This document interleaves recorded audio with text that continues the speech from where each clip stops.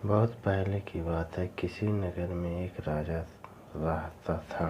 उसके पास खूब पैसा था तथा कई हवेलियां और नौकर चाकर थे। उसका जीवन बहुत ही आलीशान था। वह जो भी चाहता था पैसे के बल से उसे खरीद लेता था। लेकिन इतना सब कुछ होने के बाद भी उसे शांति नहीं। उसका मन बेचैन रहता था।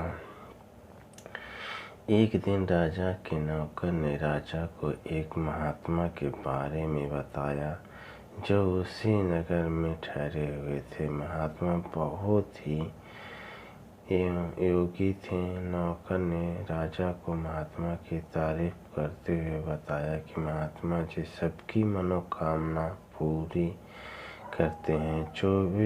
कोई भी उनके दर से खाली हाथ वापस नहीं आया। राजा भी अगले दिन उस तपस्वी साधु के पास गया। साधु को प्रणाम करके राजा ने अपनी समस्या बताई। राजा ने बोला, महाराज मेरे पास बहुत संपत्ति है। दुनिया की ऐसी कोई वस्तु नहीं जिसका मैं भोग न कर सकूं, लेकिन मेरा मन बहुत अशांत रहता है, मन व्याकुल रहता है। मुझ पर कृपा करें और कोई मंत्र दे दीजिए जिससे मेरा व्याकुल मन शांत हो सके। राजा ने सोचा कि अब साधु महाराज उसकी तकलीफ को दूर करने के लिए कोई मंत्र या ताबीज जरूर देंगे जिससे उसके अशांत मन को राहत मिलेगी। लेकिन तपस्वी साधु ने राजा को अपने प्रवास स्थल में 7 दिन के लिए रुकने को कहा। राजा सहमत हो गया। अगले दिन साधु बाबा ने राजा को आंगन में बैठने के लिए कहा और खुद साधु महाराज आंगन के बगल में बने अपनी कुटिया के अंदर आकर छांव में बैठ गया। राजा पूरे दिन आंगन की धूप में बैठा रहा। मन ही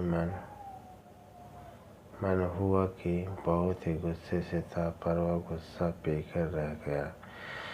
दिन साधु ने राजा को आज्ञा दी, आज तुम्हें अन्न एक दाना नहीं मिलेगा और तुम पूरे दिन व्रत रहना पड़ेगा। राजा पूरे दिन बिना खाना के रह गया। भूख से उसका बहुत बुरा हाल था।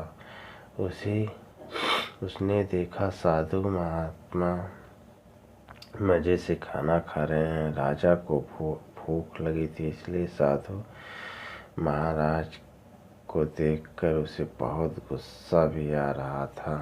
राजा पूरे दिन बिना खाना के रह गया। भूख से उसका बहुत बुरा हाल था। उसने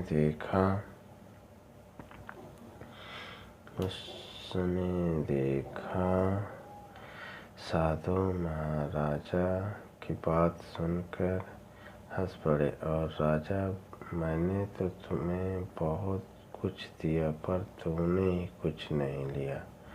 साधु की बात सुनकर आश्चर्य में रह गया और साधु की ओर देखकर बोला कि महाराज मुझे कुछ भी नहीं दिया है। मैंने तुझे धूप में बैठाया और स्वयं छांव में बैठ गया, तो इसलिए इसके जरिए मैं तुम्हें समझाने की कोशिश की। मेरी छांव तुम्हारे काम नहीं आएगी।